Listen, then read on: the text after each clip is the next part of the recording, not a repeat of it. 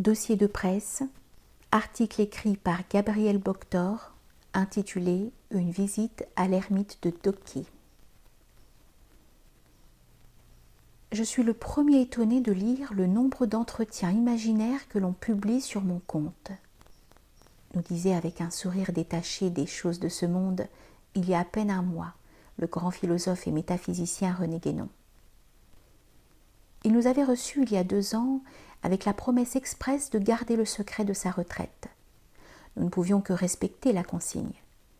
Mais maintenant qu'il n'est plus, il nous est permis de révéler les circonstances dans lesquelles nous avons pu franchir le sanctuaire du silence et de la méditation dans lequel il se réfugiait. René Guénon cherchait depuis plusieurs années à obtenir la nationalité égyptienne.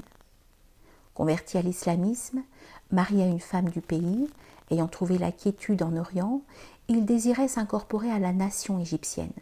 « C'est pour mes enfants, me disait-il plus tard, que je voudrais cette nationalité. Ils sont destinés à vivre en Égypte avec leur mère quand je ne serai plus de ce monde. » René Guénon, lui, n'était plus depuis longtemps un citoyen de notre planète.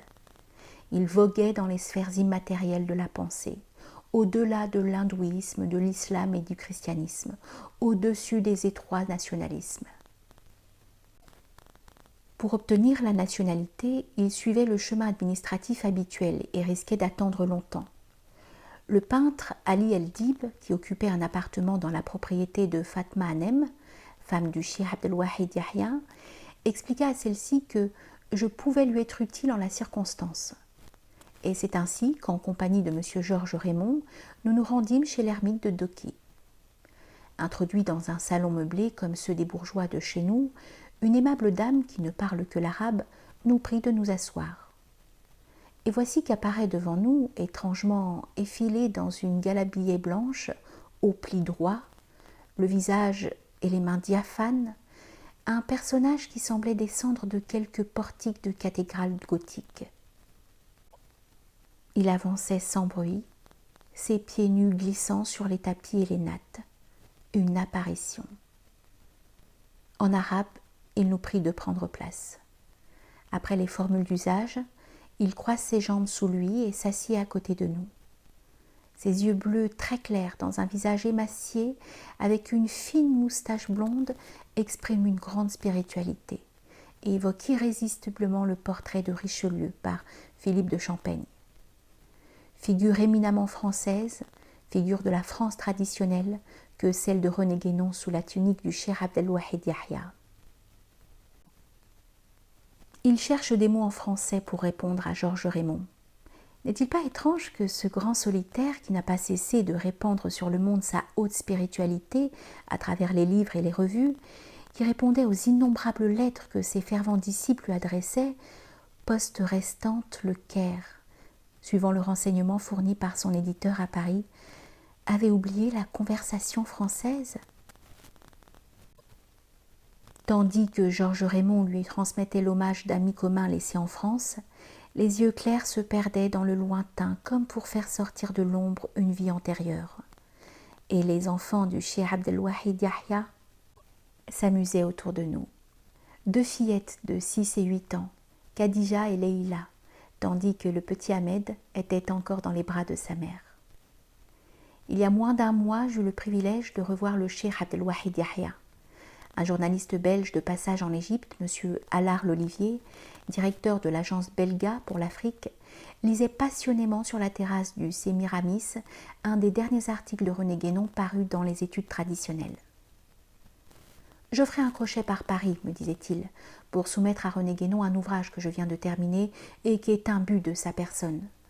Je dois vous avouer, ajoutait-il, que cet homme que je ne connais pas m'a aidé à trouver la raison d'espérer. » Touché par cette ferveur pour le maître, je me hasardai à lui dire « René Guénon est tout près de nous ». Il bondit littéralement et ajouta « J'annule mon départ pour ce soir. Conduisez-moi chez lui, c'est essentiel. » 1 heure plus tard, j'expliquai à la femme de Abdelwahid Yahya le cas.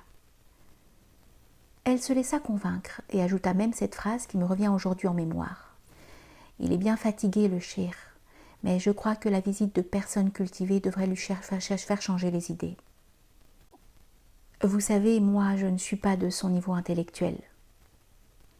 Il y avait dans cet effacement de la part de cette femme beaucoup de grandeur. Cette épouse était vraiment l'idéal que le philosophe cherchait pour avoir la paix au cours de sa vie terrestre. Le jeune disciple tremblait à l'idée de voir devant lui le maître à qui il devait tant.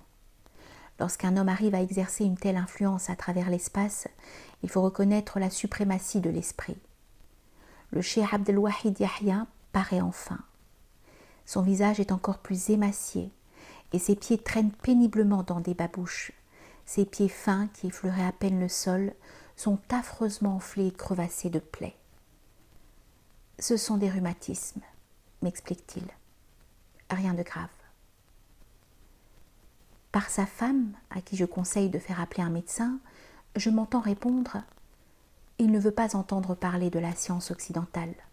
Je lui prépare des onguents moi-même. » Cher et grand Guénon, qui avait poussé son mépris de la civilisation scientifique jusqu'à ne pas accepter un traitement à la pénicilline, qui lui aurait apporté peut-être un soulagement. Mon compagnon, avidement, lui pose des questions pour éclairer sa conscience et René Guénon, oubliant son écorce terrestre, lui répond aussitôt avec une gentillesse extrême, discutant avec lui des problèmes plus élevés de la pensée humaine, de l'essence de l'être, du Vedanta, du symbolisme de la croix, de l'islam, de l'ésotérisme chez les anciens Égyptiens, de la symbolique des nombres. Dans ce tourbillon transcendant, il s'élève de plus en plus de terre le maître et son disciple, tandis que les enfants du cheikh Abdelwahid Yahya piaillaient autour de nous et que le petit Ahmed trottinait avec ses pieds nus sur le tapis. Avec l'air du soir, l'appel du marchand de lait caillé nous parvenait par les fenêtres ouvertes sur le jardin. Je venais du coup de toucher au symbole vivant de ce surprenant dualisme qui a partagé la vie orientale de René Guénon.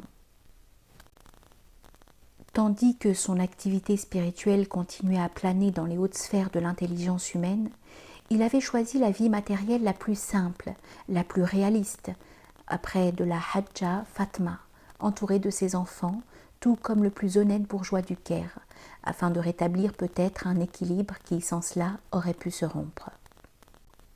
D'ailleurs, que signifiait pour lui cette enveloppe charnelle ?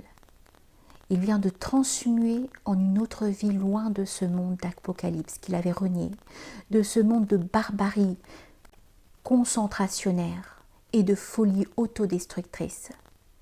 La chrysalide est devenue papillon, tout simplement. Mais c'est nous qui devons sentir maintenant un frisson, puisqu'un des foyers les plus radiants de spiritualité qui avait trouvé refuge en Orient vient de s'éteindre.